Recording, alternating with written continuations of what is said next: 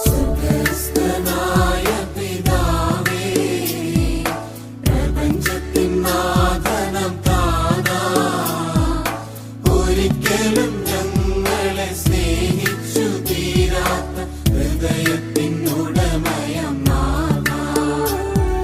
സ്വർഗ്ഗസ്ഥനായ പിതാവേ, പ്രപഞ്ചത്തിൻ നാഥനാം താനാ, ഒരിക്കലും